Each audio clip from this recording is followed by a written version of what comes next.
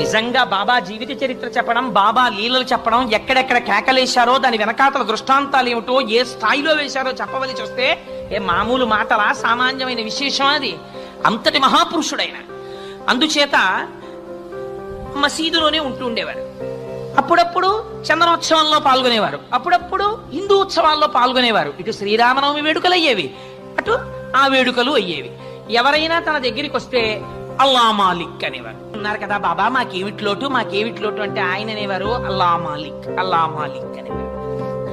అల్లా మాలిక్ అంటే నీకు నాకు కూడా ప్రభు ఒకడు ఉన్నాడు. ఆయన అల్లా.